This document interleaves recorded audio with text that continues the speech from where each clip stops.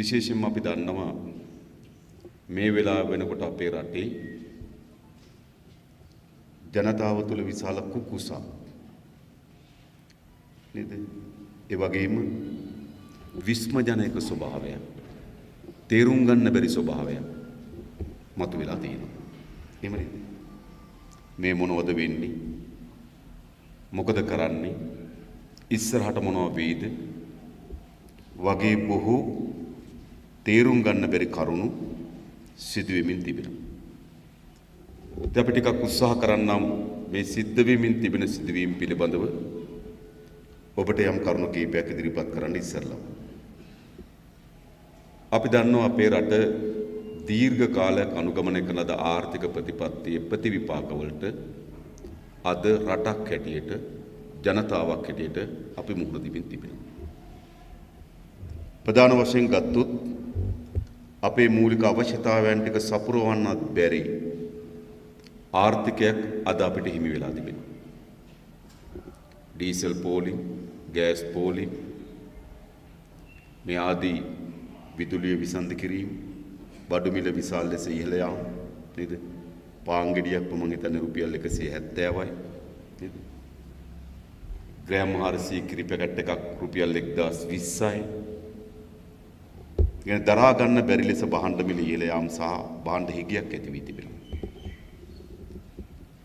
ස්වභාවිකවම ජනතාව පහුගිය කාලේ පුරාවටම තමන් මේ මුහුණ දෙන ආර්ථික පීඩනයට එරෙහිව ජනතාව පාරට බැස්සන්නේ නේද? උද්ඝෝෂණය කරා අපිට විදුලිය දෙන්න, අපිට ගෑස් දෙන්න, අපේ බඩු මිල අපිට දරා ගන්න විදිහක් නැහැ. අපිට ගොවිතැනට අවශ්‍ය වෙන පොහොර ටික දෙන්න අපිට වගා කරගන්න විදිහක් නැහැ කියලා කෑ ගහන්න පටන් ගත්තා. හැබැයි පාලකයන් කිසිවෙක් ජනතාවගේ ඒ සාධාරණ ඉල්ලීම් වලට අහුම්කම් දුන්නේ නැහැ. පාලකයන් ජනතාවගේ සාධාරණ ඉල්ලීම් හාස්‍යයට භාජනය කරා. ඔබට මතක ඇති සමහර ඇමතුරු කිව්වා අපිට ඇතිතරම් සල්ලි තියෙනවා. තෙල් ඇමති එක වෙලාවක කිව්වා තෙල් පිරලා තියෙන්නේ ෂෙඩ් වලට බවුසර් ගිහිල්ලා තෙල් ගහන්න ඉඩ නැතුව ආපහු හැරිලා එනවා. මතකද? අජිත් කුමාර් කබ්‍රාල් වගේ මහ බැංකුවේ අධිපතිවරයා කිව්වා ඇතිතරම් ඩොලර් තියෙනවා. එයා මාස 6ක සැලැස්මක් හදලා කිව්වා ඩොලර් බිලියන 33ක් මතකද බං? ඩොලර් බිලියන 33ක් උපයා ගැනීම සඳහා ආර්ථික සැලැස්මක් ඉදිරිපත් කරනවා කියලා මාස 6 ආර්ථික සැලැස්මක් ඉදිරිපත් කරා. ඒ වගේම මුදල් ඇමති ධූරය බාර ගන්නකොට බැසිල් රාජපක්ෂ ඔහු සතුව තිබෙන විශේෂ අනෙක් මිනිසුන්ට නැති නේද? මොනවද?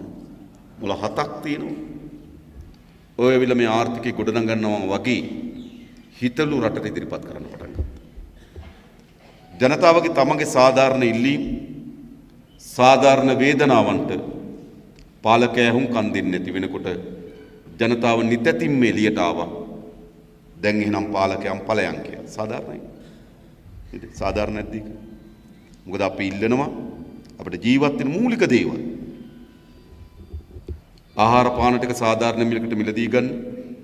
ඇතුළු මූලික දේවල් ගොවිතැනට අවශ්‍ය වෙන නේද බෙහෙත් ටික පොහොර ටික ලබා දෙන්න. මේ මූලික ඉල්ලීම් ඉටු නොකරනකොට ජනතාව පාරට බැහැලා කිව්වා උඹලා මේ ඉල්ලීම් ඉටු කරන්නේ නැත්නම් උඹලා ආණ්ඩුව ඵලයන් කියලා කිව්වා. ගෝඨාභයට යන්න කිව්වා. මහින්දට යන්න කිව්වා. රාජපක්ෂ පවුලට යන්න කිව්වා. මේ ආණ්ඩුවට යන්න කිව්වා. අපි දැක්ක පහුගිය මාසයකට අධික කාලයක් ගෝල් ෆේස් පිටි දැන් දින 40 ගණනක් ගත වෙලා තිබෙනවා. තරුණයන් මෙතෙක් පාරට නොබැහැපු අය, මෙතෙක් උද්ඝෝෂණ කරලා පුවරුවක් අල්ලගෙන හිටපු නැති අය දසදහස් ගණන් ජනතාව පාරට ඇවිල්ලා කිව්වා ඇති දැන් උඹලා ඵලයන් කියලා. මොනතරම්ද කියනවා. ගෝඨාභය රාජපක්ෂ තමන්ගේ ජනාධිපති මන්දිරයෙන් එළියට එන්න බැරුව 4 වටෙන් නේද බංකර් ගහගෙන ජීවත් වෙන සිටු. මහින්ද රාජපක්ෂ අගමැතිවරයාට තමන්ට නේද ආරක්ෂක සහිතව හෙලිකොප්ටරයක් අරගෙන නාවික හමුදාව කඳවුරකට ගිහිල්ලා ජීවිතය ගත කරන්න සිදු වුණා. ඔවුන්ගේ දරුවන් කීප දෙනෙක් රට අත්හැරලා ගියා. ගැන මේ රටටත් මේ අපේ රටේ ආර්ථිකයටත් කරන ලද විනාශයට විරුද්ධව ජනතාව කෝපයෙන් යුතුව පාරට බැහැමින් මේ පාලකයන් පළවා හැරීම සඳහා උද්ඝෝෂණ කරා. සටන් පාඨ කීපයක් තිබුණා. මේ පාලකයන් පළවා හරින්න. අපිට හොඳ ආර්ථිකයක් හදලා දෙන්න. මේ වැරදි විනාශකාරී දේශපාලන සංස්කෘතිය වෙනස් කරන්න. මේ වැරදි විනාශකාරී දේශපාලන සංස්කෘතිය වෙනස් කරන්න. මහජනයාගේ දීපල කෝටි ප්‍රකෝටි ගණන් හොරකම් කරලා තිබෙනවා. ඒ හොරකම් කරපු දීපල පවර ගන්න. ඒ වංචනිකන දඬුවම් දෙන්න. මේ ආදී මූලික ඉල්ලීම් ගණනාවක් ආර්ථිකයේ සහන දෙන්න. මේ නාස්තිකාර දේශපාලන සංස්කෘතිය වෙනස් කරන්න. අපිට අලුත් ආර්ථික ගමනක් හදලා දෙන්න. ඒ වගේම වංචනිකයන්ට දඬුවම් දෙන්න. වංචා කළාද දීපල පවර ගන්න කියලා රටේ ජනතාවගේ සාධාරණ ඉල්ලීම් එක පෙරට ආවා. රට පුරා සෑම නගරයකම ජනතාව පාරට බැහැලා මේ ඉල්ලීම් ඉදිරිපත් කරන්න පටන් ගත්තා. ජනතාව තුල තිබුණ මොකක්ද? ගෝඨාභය ඔන්න මෙන්න යන්න. මහින්ද ඔන්න මෙන්න යන්න. වංචනිකයන් සැලසුම් හදමින් තිබුණ රටින් පනින්න. ලංකාවේ ජනතාවගේ විශාල පිබිදීමක් සහ නැගිටීමක් හමුයි. මේ විනාශකාරීත්වයට වගකිය යුතු පාලක පන්තිය බිත්තියටම හේතු වුණා. එවනේ බිත්තියටම හේතු. දැන් මොකද උනේ? බිත්තියටම හේතු වුණාට පස්සේ හැමදාමත් රාජපක්ෂලාගේ ගැලවුම්කාරව හැටියට කටයුතු කරපු කවුද? රනිල් වික්‍රමසිංහ ඇවිල්ලා නෑ මම ඔබලා බේර ගන්නම් කියලා අග්‍රාමාත්‍ය දුර ගත්තා. ගත්තට පස්සේ ජනතාව තුළ විශාල වික්ෂිප්තභාවයක්. මොකද්ද මේ වුනේ? ජනතාව හඬ නැගුවේ මේකටද? ජනතාවගේ ඉල්ලීම් මේවද? හැබැයි සිද්ධ වුණේ කුමක්ද? මේ දෙපැත්ත අපිට පෙන්වුවේ එකිනෙකාට එරෙහිව දේශපාලන කඳවුරු දෙකක්. මුළු රටම එකතු වෙලා ගෝඨාභයට ගෙදර යන්න කියලා කියනවා. පහුගිය 2019 මැතිවරණයේදී රනිල් වික්‍රමසිංහ ගෙදර ඇරියා. අවුරුද්දක් විතර ජාතික ලැයිස්තුවේ മന്ത്രി ධුරේ හිස් වෙලා තිබ්බා පාර්ලිමේන්තුවට එන්නේ නැතුව. හොරගල් ලහුල ඉඳලා යාන්තම් පාර්ලිමේන්තුවට ඇවිල්ලා මේ අර්බුදය ඇස්සේ ගිහලා මොකද කරේ? අගමැති ධුරේ බාරගත්තා. පොඩි ජනතාවට අන්දමන්ද වෙන කරුම් පුදුම දෙයක් නෙවෙයි. ගෝඨාභය රාජපක්ෂගේ මුළු ජනවරමම තිබුණේ 15-19 රනිල් වික්‍රමසිංහට එරෙහිව. රනිල්ගේ මෛත්‍රියගේ හවුල් ආණ්ඩුව පළවා හරින්න ඕන කියලා තමයි ගෝඨාභයට ඡන්දෙ දුන්නේ. පළවා හරින්න ඕන කියලා විතරක් නෙවෙයි රනිල් වික්‍රමසිංහ පෞද්ගලිකව മന്ത്രി ධූරයත් අහිමි වෙන තරමට පළවා හැරියා. අන්තිමට මොකද වුනේ? පළවා හරින්න ආපු කෙනා ජනාධිපති, පළවා හැරපු කෙනා අගමැති.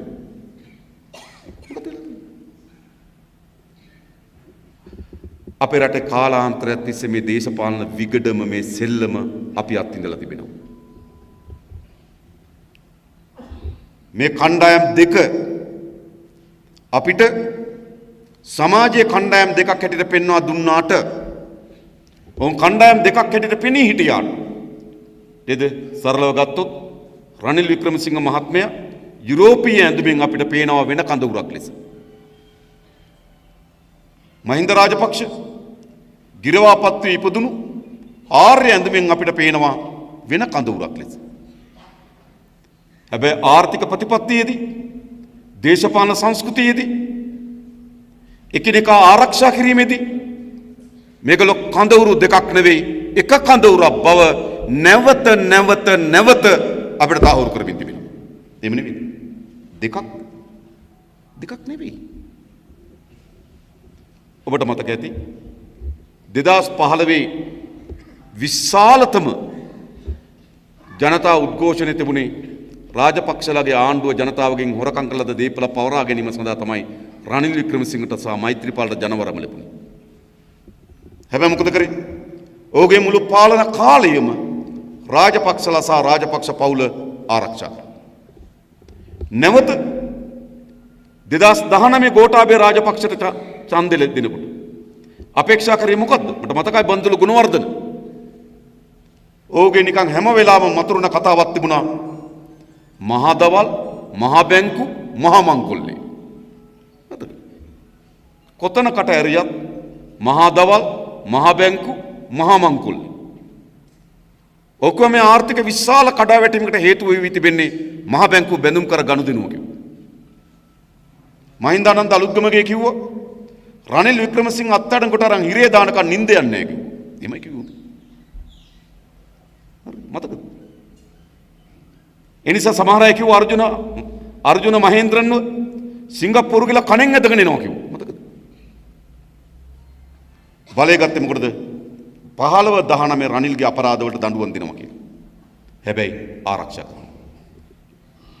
ඒ නිසා අපි කිසි කෙනෙක් කලබල වෙන්න ඕන. තේරුම් ගන්න බැරි. නේද?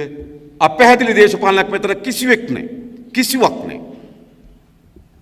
මෙතන තියෙන සුපුරුදු පරිදි මේගොල්ලෝ එක්කෙනෙක් අමාරු වැටෙනකොට අනිත් කෙනා බේර ගන්න එන ප්‍රයත්නේ විතරයි. ගෙදර යන්න හිටපු ගෝඨාභය දැන් කට්ටිය කියමු මොකද්ද? ගෝඨාභයට ගෙදර යන්න කියලා. දැන් ගෙදර යන්න කියපු ගෝඨාභයගේ ගෙදර රනිල් වික්‍රමසිංහ එනවා. ගෙදර යන්න කියපු ගෝඨාභයගේ ගෙදර හරෙන් පනාන්තු මනුෂ්‍ය නායකකාරය යනවා. හැබැයි ඒගොල්ලෝ ගෝඨාභයට ගෙදර යන්න කියලා. දැන් ඒගොල්ලෝ ගෝඨාභය ගෙදර යනවා. මේවා අපිට තේරුම් ගන්න බැරි දේවල්ද? නෑ, සමහර විට අවස්ථාව වෙනස් වෙලා තිබෙනවා. චරිත වෙනස් වෙලා තිබෙනවා. නම් ගම් මාරු වෙලා තිබෙනවා. හැබැයි දශක ගණනාවක් අපේ රටේ දියත් වුණු දේශපාලනේ මේක. ඒ නිසා කිසිවෙක් මේක තේරුම් ගන්න බැරි අපැහැදිලි කරුණක් හිතන්න එපා. මේක මෙහෙම තමයි. මේගොල්ලෝ මෙහෙම තමයි. එතනින් පස්සේ මොකක්ද උනේ? නැවත රාජපක්ෂලා එළියට ටික ටික එළුව දාන්න පටන් ගත්තා. බැසිල් රාජපක්ෂ පාර්ලිමේන්තුවේ එන්න පටන් ගත්තා. නේද? ගෝඨාභය අමතකම් දෙන්න පටන් ගත්තා. දැන් මොකද වෙලා තිබෙන්නේ? පරණ පුරුදු දේශපාලන විගඩම යාන්ත්‍රණයම දැන් ක්‍රියාත්මක වෙමින් තිබෙනවා. හැබැයි ජනතාව තුළ මතයක් නිර්මාණය කරලා තිබුණා මොකද්ද? මාදක රනිල් වික්‍රමසිංහත් කියලා තියෙනවා මම ආවේ රට බේරා ගන්න. ගොඩක් අය කියන්නේ මේ අලුත් කතාවක්. මේ අලුත් කතා නෙමෙයි, මතකද? මේ පරණ පරිච්ඡේද නැවත නැවත ලියවෙන, නැවත නැවත කියවෙන කතාවක්. 2005 දී මහින්ද රාජපක්ෂ බලය ජයග්‍රහණය කරාට පස්සේ පාර්ලිමේන්තුවේ බහුතරය උට නැතුව ගියා. කරු ජයසූරිය ඇතුළු 17 දෙනෙක් ගියා. රනිල් කවුද ගාවටද? මහින්ද රාජපක්ෂ ගාවට. මොකටද? රට බේරා ගන්න. රාජ්‍යතල ගියා මොකටද? රට බේරා ගන්න. 2010 දී නැවත මහින්ද රාජපක්ෂ මහත්මයා ජයග්‍රහණය කරාට පස්සේ ආය කණ්ඩායමක් ගියා රට බේරා ගන්න. 2015 රනිල් දිනුවට පස්සේ මහින්දගේ කඳවුරේ විශාල ප්‍රමාණයක් ගියා රනිල් එක්ක රට බේරා ගන්න. දැන් තව කණ්ඩායමක් යනවා විශාල ප්‍රමාණයක් ගෝඨාභයත් එක්ක රට බේරා ගන්න. ඒකනේ මේ කියන්නේ. ඇත්තට මොකද වෙලා තියෙන්නේ? මේ රට බේරා ගන්න යන අයගෙන් තමයි අද අපිට රට බේරා ගන්න සිද්ධ වෙලා තියෙන්නේ. ඒගොල්ලන්ගෙන් අපිට රට බේරා ගන්න ඕන. අද අපි මේ මුහුණ දෙන ආර්ථික කඩාවැටීම අහඹුවක්ද? මේ කිසිම අහඹුවක් නෙවෙයි. මේක ස්වභාවික විපතක්. නෑ, මේ කිසිම ස්වභාවික විපතක් නෙවෙයි. ගංගා ඇලදොල, වැව් පොකුණු නේද? පතුලටම හිඳෙන්න මහා නියන්සායක් ආවද? එමකක් ආවද? නෑ, මේ ඉඩෝරයක් නිසා නෙවෙයි. එහෙම නැත්තම් දීපල, ගස්කොළන්, බිල්ඩින් ඔක්කොම ගලවගෙන උදුරගෙන යන මහා චණ්ඩමාරුතයක් ආවද? නෑ, එහෙමත් නෙවෙයි මේක. එහෙම නැත්තම් නේද? මුහුද ගොඩ ගලලා හතර වටෙන් රටේ දීපල විනාශ වෙලා එවැනි තත්ත්වයක් නිර්මාණය වුණා නෑ. මේක ස්වභාවික ව්‍යසනික ප්‍රතිඵලයක් නෙවෙයි. මේක අහඹුවක් නෙවෙයි. මේක දීර්ඝ කාලයක් අපේ රට අනුගමනය කළද ආර්ථික ප්‍රතිපත්තියේ ප්‍රතිවිපාක. මොකද දීර්ඝ කාලයක් අපේ ආර්ථික ප්‍රතිපත්තිය බවට පත් වී තිබුණේ?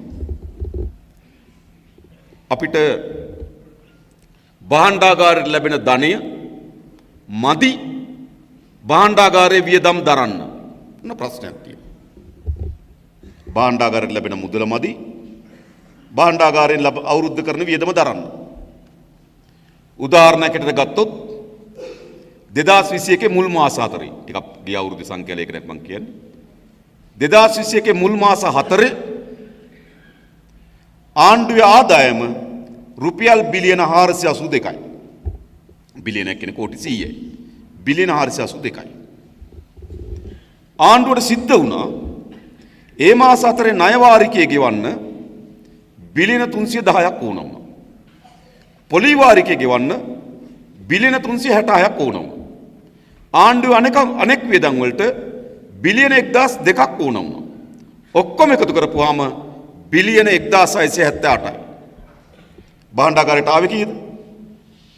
බිලියන 482යි. ඒ මාස 4 භාණ්ඩාගාරය කීයක් වියදම් කළා තියෙනවද? බිලියන 1678යි. අපි සාමාන්‍යයෙන් හිතුවොත් ඒ මාස 4 දින 120යි කියලා. 482 120 බෙදපුවාම 1678 120 බෙදපුවාම ආසන්න වශයෙන් ගත්තොත් ආදායම භාණ්ඩාගාරයට ඇවිල්ලා තියෙන දවසකට බිලියන 4යි. කෝටි 400. දවසක වියදම බිලියන 14යි කෝටි 1400. කෝටි 1000ක් මදි. දවසකට භාණ්ඩාගාරය විසින් දරන වියදමට අතිරේකව භාණ්ඩාගාරයට ලැබිලා තියෙන ධනයට අතිරේකව කෝටි 1000ක් ඕන. කෝටි 1000 හොයාගන්න බැරි වුණාම ගණ්ඩ වෙනව ණය. එහෙම නැත්තම් කරන්න වෙනව විකුණු. සමහර වියදම් අපිට තියෙන මොන වගේද? ඩොලර් වලින්. તો රුපියල් වලින් නම් වියදම් මොකද කරේ? රුපියල් වලින් වියදම් හොයාගත්තා ඒගොල්ලෝ මොකද කරේ? බියගම ෆැක්ටරියට ගිහිල්ලා ඇතිතරමට මුදල් අච්චු ගැහුවා. 2019 අවුරුද්දේම මුදල් අච්චු ගාලා තියෙන්නේ බිලියන 4යි කෝටි 400යි. පහුගිය මාස 20ට මුදල් අච්චු ගැහුවා ට්‍රිලියන 1.3ක් කෝටි 1,30,000ක්. 2019 මුදල් අච්චු ගාලා තියෙන්නේ බිලියන 4යි. ඒ කියන්නේ කෝටි 400යි. පහුගිය මාස 20 මුදල් අච්චු ගාලා තියෙනවා කෝටි 1,30,000ක්. එයි භාණ්ඩාගාරයට ලැබෙන රුපියල් ප්‍රමාණය මදි භාණ්ඩාගාරයෙන් වියදම් කරන රුපියල් ප්‍රමාණයට. ඉතින් මොකද කරේ? සල්ලි අච්චු ගැහුවා. සල්ලි අච්චු ගහනකොට අජිත් නිවාඩ් කබ්‍රාල් කිව්වා සල්ලි අච්චු ගැහුවට උද්දමනය වැඩි වෙන්නේ නැහැ කිව්වා. සරල ආර්ථික විද්‍යාව. භාණ්ඩ හා සේවා නිෂ්පාදනය වෙන ප්‍රමාණයට සාපේක්ෂව අපි මුදල් අච්චු ගන්නවා. භාණ්ඩ හා සේවා නිෂ්පාදනය වෙන ප්‍රමාණයට වැඩියෙන් අපි මුදල් අච්චු ගන්නවා නම් ඉල්ලුම වැඩි වෙනවා, සැපයීම අඩු වෙනවා, භාණ්ඩවල මිල ඉහළ යනවා. හැබැයි කබ්‍රාල් මේකට නව න්‍යායක් කිව්වා. නූතන මූල්‍ය න්‍යාය කියලා න්‍යායක් දැම්මා. හරිද? එතකොට කබ්‍රාල්ගේ ආර්ථික විද්‍යාවට අනුව මුදල් අච්චු ගැහුවට උද්දමනය වැඩි වෙන්නේ නැහැ. උද්දමනය අච්චු ගැහුවොත් උද්දමනය වැඩි වෙනවා. ඉතින් මෙහෙම කිව්වා. කියලා විශාල මුදල් තොග ගණන් අච්චු ගහලා දැන් මේ ඇයි භාණ්ඩාගාරයට ලැබෙන මුදල් ප්‍රමාණය මදි භාණ්ඩාගාරයෙන් කරන්න ඕන වියදම් ප්‍රමාණය උපයා ගන්න. එහෙනම් මොකද තියෙන්නේ? මුදල් අච්චු ගැහුවා. ඒක අහඹ ප්‍රතිඵලයක්ද? අහඹ ප්‍රතිඵලයක් නෙමෙයි. 1997 දී භාණ්ඩාගාරයට ආපු ආදායම රටේ ජාතික නිෂ්පාදනයේ ප්‍රතිශතයක් හැටියට 23%ක්. රටේ මහා නිෂ්පාදනයක් සිද්ධ වෙනවා. භාණ්ඩ සේවා වර්ධනය වෙනවා. ඒවට බදු එකතු කරනවා. ඒ බදු වරහත් අනෙකුත් ආදායම් වරහත් භාණ්ඩාගාරයට ආවා. මුළු ජාතික නිෂ්පාදනයේ 23%ක් භාණ්ඩාගාරයට ආවා. 2021 ආවේ කීයද? 2020 භාණ්ඩාගාරයට ආවේ ජාතික ආදායමෙන් 9%යි. ඒකට මොකද වෙලා තිබෙන්නේ? දීර්ඝ කාලීනව අපේ රටේ ආර්ථික අනුගමනය කර ප්‍රතිපත්තීන් හේතු කොටගෙන මොකද වුනේ? භාණ්ඩාගාරයේ ආදායම ක්‍රමානුකූලව කඩා වැටෙන්න පටන් ගත්තා. හරි අඩකට වඩා කඩා වැටුණා. විශේෂයෙන්ම රජයේ ආදායමෙන් 3/1කට වඩා වැඩි පංගුවක් ගෝඨාභය රාජපක්ෂලා බදු සහන දුන්නා. 2020 විශාල ධන කුවරයන්ට බදු සහන දීලා භාණ්ඩාගාරයට අහිමි වුණා බිලියන 654ක්. කෝටි 65400. 2022ත් අහිමි වුණා.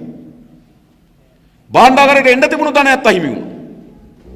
නැවත මුදල් අච්චු ගහන්න සිද්ධ වුණා. ඒතර මොකද වෙන්නේ? මුදල් අච්චු ගහන්න මොකද වෙන්නේ? භාණ්ඩ මිල ඉහළ යන්න පටන් ගත්තා. නේද? රුපියල් 60ට තිබුණු පාන් ගෙඩිය අද රුපියල් 170යි. 380ට තිබුණු කිරි පැකට් එක ග්‍රෑම් 400 අද 1020යි. සිද්ධ වුණේ නැද්ද? මේක සිද්ධ වෙන්න පටන් ගත්තා. ඉතින් රුපියල් අච්චු ගහලා මේකට උත්තරයක් හොයන්න පටන් ගත්තා. තව අර්බුදේ වර්ධනය වෙන්න පටන් ගත්තා. හැබැයි රුපියල් වලින් කරන්න බැරි ගෙවීම් තිබෙනවා. මොනවද? අපිට පිටරටින් බහන්න ගේන්න අවශ්‍ය වෙනවා ඩොලර්. අපි ණය අරගෙන තියෙන්නේ ගෙවන්න වෙන්නේ ඩොලර් වලින්. හැබැයි අපිට බියගම ෆැක්ටරියේ ඩොලර් අච්චු ගහන්න බෑ. ඩොලර් මොකද කරන්න ඕන? ඩොලර් උපයන්න ඕන. රුපියල් අච්චු ගහනවා ඩොලර් උපයනවා. මොකද උනේ? අපිට පිටරටින් බහන්න ආනයනය කරන්න යන වියදමට ඩොලර් හොයාගන්න බැරි වුණා. අපිට ණය වාරිකය ගෙවන්න ඩොලර් හොයාගන්න බැරි වුණා. මේකත් අහම්බයක්ද නේ? මේක අහම්බයක් නෙවෙයි. 1977 දී අපේ රටේ ආනයන අපනයන අතර පරතරය අපි පිටරට බහන්න විකුණලා ලැබුණු ඩොලර් වලින් පිටරටින් බහන්න ගෙනාවට පස්සේ මහ බැංකුවේ ඉතුරු වුණා ඩොලර් මිලියන 44ක්. ඒකෙන් අපිට තිබුණේ මොකද? ඒකට ආර්ථික විද්‍යාවේදී කියන වෙළඳ ශේෂී ආනයන අපනයන අතර පරතරය 1977 දී අපිට තිබුණේ ආනයන අපනයන අතර ධන පරතරය. අපි බහන්න විකුණලා ලැබෙන ඩොලර් වලින් බහන්න ගෙනාවට පස්සේ අපිට ඩොලර් කෝටි 4,40,000ක් ඉතුරු වුණා. හරිද? 2022 මොකද්ද වෙලා? 21 මොකද්ද වෙලා තියෙන්නේ? අපිට පිටරටින් බහන්න ආනයන කරන්න වැය වෙලා තිබෙනවා ඩොලර් බිලියන 20.6ක්. ඒ කියන්නේ ඩොලර් කෝටි 2060ක්. අපි පිටරටින් බහන්න විකුණලා ලැබිලා තිබෙන්නේ ඩොලර් කෝටි 1250යි. ඒ කියන්නේ ඩොලර් කෝටි 810ක හිගයක්. ඔන්න සිද්ධ වෙච්ච දේ. 1977 දී අපිට ධන වෙළඳ ශේෂය කොච්චරකද? 4 කෝටි 40 ලක්ෂක ඩොලර්. 2021 දී අපේ හිග වෙළඳ ශේෂයක් කොච්චරද? ඩොලර් කෝටි 810ක්. එහෙනම් අපි කොහොම හරි හොයන්න ඕන මොනවද? ඩොලර් කෝටි 810ක් අපි හොයන්න ඕන බහන්න ගිහින්. උපයන්න ඕන ඩොලර්. මතක තබා ගන්න. ඩොලර් උපයන්න ඕන. රුපියල් අච්චු ගහන්න පුළුවන්. ඒ ඩොලර් කෝටි 810ක් අපිට රුපියල් අච්චු ගහන්න හෙව්වා. මේ සමාන ඩොලර් කෝටි 810ක් අපි උපයන්න ඕන. ඊළඟ අපි ණය අරගෙන ණය කොට ගැහුණා. ගොඩ ගැහිලා ඉවරලා අවුරුද්දකට අපිට ඩොලර් කෝටි 690ක් ඕන ණය ගෙවන්න. 810ක් ඕන බඩු ගේන්න. ඩොලර් කෝටි 690ක් ඕන ණය ගෙවන්න. එතකොට අපිට සම්පූර්ණ ඩොලර් කෝටි 1500ක් ඕන. මේක ගිය අවුරුද්ද විතර දුන්නේ නැහැ. මේක කලින් අවුරුද්ද විතර දුන්නේ නැහැ. මේක 1980 දශකේ ඉඳන් ටික ටික එන්න පටන් ගත්තා. අපිට අතිරේක වශයෙන් ඩොලර් කෝටි 1500ක් ඕන. මොකද කරේ? අපිට ඩොලර් නැති වෙනකොට අපි මොකද කරේ? අන්න අපි ගාව තිබුණු වතු ටික විකුණලා ඉන්දියානු ටාටා සමාගමට ගත්ත ඩොලර් ටික. ඒ අවුරුද්ද දිව්වා. තව ඉතුරු ටික ණයක් ගත්තා. ඒ අවුරුද්ද දිව්වා. ඊළඟ අවුරුද්දේ ආයෙත් උපයන ඩොලර් ප්‍රමාණය මදි. අවශ්‍ය ඩොලර් ප්‍රමාණයට වඩා. මොකද කරේ? ඊට පස්සේ මොකද කරේ? සිමෙන්ති කම්මල වික්කා. කිරිපිටි කම්මල වික්කා. ඩොලර් ටිකක් හොයාගත්තා. මදි වෙන ටිකට ණයක් ගත්තා. ඒ අවුරුද්දත් දිව්වා. ඊළඟ අවුරුද්ද වෙනකොට මේක එන්න ඩොලර් ඕන වෙන ප්‍රමාණයත් වැඩි වෙනවා. තව ඩොලර් වැඩියෙන් ඕන වුණා. මොකද කරේ? තෙල් සංස්ථාවෙන් 3න් 1ක් IOC එකට වික්කා. විකුණලා ඩොලර් ටිකක් ගත්තා. තව ණයකුත් ගත්තා. ඒ අවුරුද්ද සේව් කරගත්තා. හරිද? ඊළඟ අවුරුද්දේ තවත් ඩොලර් ඕන වෙනවා. ඩොලර් ඕන වෙනකොට අරටත් වැඩිය ඕන වෙනවා. ආයෙ මොකද කරේ? රාජ්‍යයන් අතර නෙවෙයි ජාත්‍යන්තර සොයුරි බැඳුම් කර විකුණලා ගත්තා. රටේ සොයුරිභාවය විකුණලා ණය ගත්තා. ඒව තමයි දැන් ඔය ගෙවා ගන්න බැරි වෙන්නේ. 2007 ඒක පටන් ගත්තා. මොකද රාජ්‍ය අතර නෙවෙයි වෙළඳ පොළට ගිහිලා ණය ගත්තා. ඒව ඇවිල්ලා පොලි අනුපාතයක 7යි 8යි. හරිද? ඉතින් ණය ගොඩ ගැහුණා. ඉතුරු ටිකට මැරයින් සර්විස් එක වික්කා. ඊළඟ මෙහෙම එනකොට මොකද උනේ? දැන් අපි ණය ගන්නවා විකුණනවා. ටික දවස පහුගිය අවුරුදු දෙකේ සිද්ධ වෙච්ච දේ මොකද්ද? අපිට ණය දෙන්නේ නැතුව ගියා. ඔන්න හිර වෙච්ච තැන. එයි ජාත්‍යන්තර රේටින් සමාගම් අපේ මූල්‍ය පද්ධතිය පිළිබඳව කරුණු ඉදිරිපත් කරන ඒ තත්ත්වය වාර්තා කරන රේටින් සමාගම් කිව්වා ලංකාවට ණය දීම අවදානම්.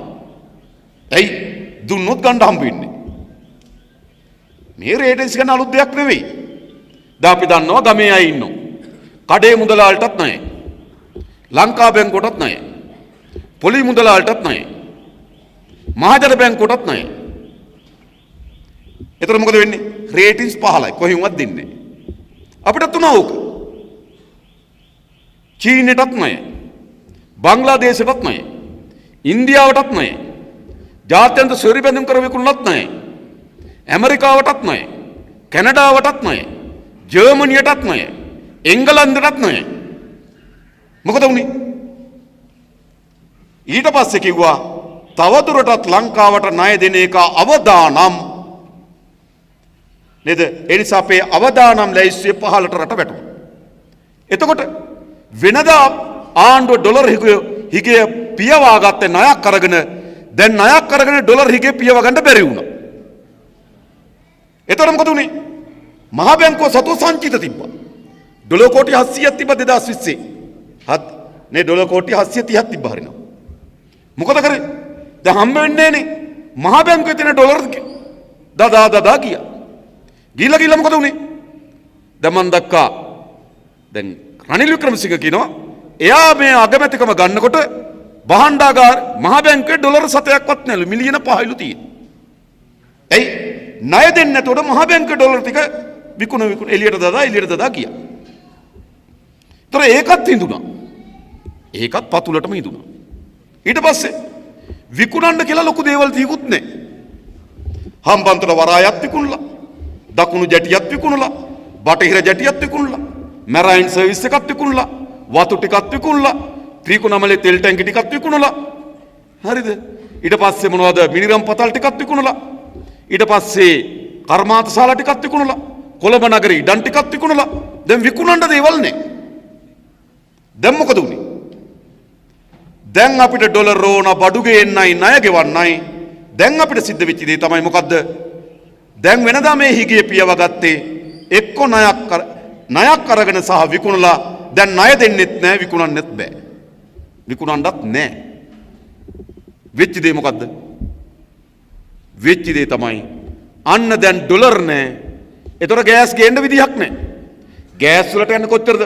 මාසෙකට ඩොලර් ලක්ෂ 8යි. හරිද? ලොකු ගහනක් නෙවෙයි. ඉතින් ඩොලර් ලක්ෂ 8ක් නැහැ හොයාගන්න. තෙල් ගේන්න ඩොලර් නැති වෙනවා. ඊට පස්සේ ඩොලර් හිඟ වෙනවා රටේ. ඩොලර් වලට ඉල්ලුම වැඩි වෙනවා. ඩොලර් එකේ ඉල්ලුම වැඩි වෙනවා. හැබැයි ඉල්ලන තරම් බැංකුවේ ඩොලර් නැහැ. එතන මොකද වෙන්නේ? ඩොලරේ යගේ ඉහළ යනවා.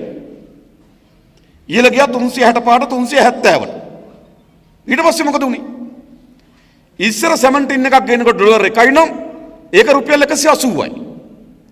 දැන් සැමන්ටින් එකක් ඩොලර් 1යි. හැබැයි ඒක නිකම්ම 370යි. ඔන්න වෙච්ච දේ. තේරුණා වෙච්ච දේ. වෙනදා අපි හිතමු මම මේ උපකල්පනයක් හැටියට. වෙනදා අපි හිතමු ඩීසල් ලීටරේ ඩොලර් 1යි. එහෙනම් රුපියල් 180යි. දැනුත් ඩීසල් ලීටරේ ඩොලර් 1යි නම් නිකම්ම 370යි. මොනවා වෙලාද? ඩොලරයට සාපේක්ෂව රුපියල කඩා වැටෙන්න පටන් ගත්තා. කඩා වැටෙන්න පටන් ගත්තට පස්සේ සියලු ආනයනික භාණ්ඩවල මිල ඉහළ යන්න පටන් ගත්තා. අන්න මොකද උනේ? බඩු ගේන්න ඩොලර් නැහැ. ගෑස් පෝලිම් ඇති වුණා. බඩු ගේන්න ඩොලර් නැහැ. ඩීසල් පෝලිම් ඇති වුණා. බඩු ගේන්න ඩොලර් නැහැ. කිරිපිටි පෝලිම් ඇති වුණා. බඩු ගේන්න ඩොලර් නැහැ.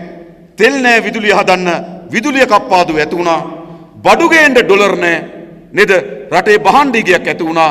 ඩොලරය යගේ ඉහළ ගියා. භාණ්ඩවල මිල ඉහළ ගියා. ඔන්න වෙච්ච දේ.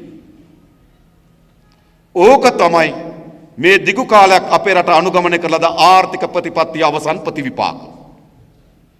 දැන් මෙන්න මේකට උත්තරයක් ඇටියට රනිල් තෝරගෙන තියෙනවා. රනිල් කියන්නේ ඒකනේ. එයා මේකට උත්තර හොයන්න ආවේ. එයාට තියෙන උත්තරේ මොකද්ද? සමහර අය හිතනවා මහින්දට ණය ගන්න බැරුණාට රනිල්ට ණය දෙයි. වෙන එකකට නෙමෙයි මේ ඉන්නේ. මේ අර්බුදයේ තීරුම් අරගෙන මේකට දිගු කාලන ආර්ථික සැලැස්මක් හදලා මේකෙන් ගොඩ එන්න නෙමෙයි. අපිට අර දැන් බැරි වෙච්ච කරුණු දෙකක් තියෙනවා. මොකද බැරි වුණු කරුණු දෙක? ණය දෙන්නේ විකුණන්න බෑ. එහෙනම් රනිල් මේකට විසඳුම හොයන්න මොකද්ද? රනිල් මේකට විසඳුමක් වෙන්නේ ණයක් ගන්න යට පුළුවන් කියලා හිතනවා. එහෙම මේ යාළුකම් වලට ලෝකේ රටවල් ණය දෙන්නේ නැහැ. හරිද? එහෙම ණය දෙන්නේ නැහැ. හැම රටක්ම ණය දෙන්නේ මොකටද? මම ඉන්දියාවෙන් එක වෙලාවකදී ඇහුවා දෙනවද? ඒගොල්ලෝ කිව්වේ මොකද්ද? අපි දෙන්නේ ඉන්දියානු ජනතාවගේ සල්ලි අපිට සහතිකයක් ඕන ඉන්දියානු ජනතාවට දෙන ඉන්දියානු ජනතාවගේ සල්ලි ලංකාවට ණය දුන්නාම ඒවා නැවත ලැබෙනවා කියලා සහතිකයක් ඕන. එහෙම නැතුව ණය දෙන්නේ. එහෙනම් දැන් රනිල් උත්තරය බවට පත් වෙන්නේ මොකටද? අර දැන් අපි හිර වෙච්ච දෙකක් තියෙනවා ණයක් ගන්න බෑ විකුණා ගන්න බෑ. ඔන්න ඔය ටික කරගන්න. එතකොට හරි මේ වෙලාවේදී ණයක් ගත්තා ගෑස් ටික ගෙනාවා තෙල් ටික ගෙනාවා ඩීසල් ටික ගෙනාවා හරි. මේ වෙලාවේ ටිකක් විකුණා ගත්තා ඩොලර් ටිකක් ගෙනාවා හරි. ලබන අවුරුද්ද වෙනකොට ආයෙ ණය දෙන්නේ. ඇයි මේ ණයත් ගෙවන්න එපා. එහෙනම් මේ අර්බුදේ ස්ථිරසාර ලෙස කොට එනවද? ස්ථිරසාර ලෙස මේ අර්බුදේ කොට යන්නේ නැහැ. මේ අර්බුදයට රනිල් වික්‍රමසිංහ උත්තරයක් වෙන්නේ රනිල් වික්‍රමසිංහ ණයක් ගනින්නත් රනිල් වික්‍රමසිංහ කිසි තෙතමනයක් නැති මිනිහෙක් ඕන දෙයක් විකුණන්න සුදුසුකම් තියෙනවා. එයාට වරාය විකුණනකොට එයාට එහෙම කම්පාවක් දැනෙන්නේ නැහැ. දැක්කද? වරාය විකුණන වෙලාවේ චීන තානාපති කාර්යාලය අර රනිල් වික්‍රමසිංහට දෙන චෙක් එක ෆොටෝ එක දැක්කද ඒ කාලේ? සාමාන්‍යයෙන් චෙක් එකක් කියන්නේ පොඩි එකක් නේ. හැබැයි ඔයගොල්ලෝ දකින්නවර ක්‍රිකට් ක්‍රීඩකයන්ට ලක්ෂයක චෙක් එකක් දෙනකොට ලොකු බෝඩ් එකක්. ඇයි ඒකට අනුග්‍රහය දක්වන අය කවුද කියලා ඒ බෝඩ් එකේ තියෙනවා. එයා තමයි මෑන් ඔෆ් ද මැච් කියලා පෙන්නනවා. එයා තමයි අර බෝඩ් එක අල්ලගෙන නේ ලක්ෂයක් කියලා. ඒක චෙක් එක නෙවෙයිනේ. චෙක් එක පොඩි. එතකොට අන්න ඒ විදිහට වර්ල්ඩ් කප් එක ගන්නකොට චෙක් එක ගත්තා වගේ තමයි රනිල් වික්‍රමසිංහ හම්බන්තොට වරාය විකුණනකොට චෙක් එක අරගත්තු ෆොටෝ එක දැක්කද? ලොකු අර චෙක් එකක් හදලා ඒක අතට අරගෙන hina වෙලා ඉන්නවා. එයාට තෙතමනයක් නැතුව අපේ රටේ ජාතික සම්පත් විකුණන්න පුළුවන් නායකයෙක්. 2001 2003 අවුරුදු දෙකට අපේ රටේ තෙල් වෙළඳපොළෙන් 3 එකක් IOC එකට වික්ක රනිල් වික්‍රමසිංහ. අපේ රටේ පෙට්‍රල් ෂෙඩ් වලින් 103ක් IOC එකට වික්කේ රනිල් වික්‍රමසිංහ. නැවුතෙල් අංශේ මැරයින් සර්විස් එක ජෝන් කීල්ස්ටයි ඉස්සලා ජෝන් කීල්ස්ට වික්කේ රනිල් වික්‍රමසිංහ. ඊට පස්සේ ඒක නඩු තීන්දුවකින් ආපහු ආවට පස්සේ මහින්ද රාජපක්ෂ ජෝන් කීල්ස්ටයි මැක්ලරන්ස්ලටයි IOC එකටයි වික්කා. ගියසරේ පෙට්‍රෝලියම් ඇමතිට චන්දිම වීරක්කොඩි. ඒ චන්දිම වීරක්කොඩි කැබිනට් මණ්ඩලයට පත්‍රිකාවක් දැම්මා. ත්‍රිකුණාමලයේ තෙල් ටැංකි සංකීර්ණ 16ක් තෙල් සංස්ථාවට පවරගෙන ඒවා ගොඩනැගීම සඳහා සැලැස්මක් දැම්මා. ඒක කැබිනට් මණ්ඩලයේ අනුමත වුණා. ත්‍රිකුණාමලයේ තෙල් ටැංකි සංකීර්ණي නැවත ප්‍රතිසංස්කරණය කරලා ලංකාවේ තෙල් ගබඩා කරන සෙන්ටර් එකක් බවට පත් කරන්න ඕන කියන එක කැබිනට් මණ්ඩලයේ අනුමැතිය වුණා.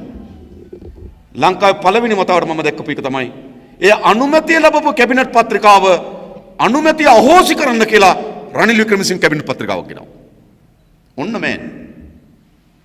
ඒ කියන්නේ කැබිනට් එක වෙලාවක අනුමැතිය දෙනවා මේක පවරගෙන තෙල් ටැංකි ටික අපේ තෙල් සංස්ථාව සතුව ගබඩා සංකීර්ණයකට දියුණු කරන්න කියලා. හැබැයි රනිල් වික්‍රමසිංහ ඊළඟ සැරේ කැබිනට් මණ්ඩලයට පත්‍රිකාවක් ගෙනවා. ඒක අහෝසි කිරීමේ පත්‍රිකාව.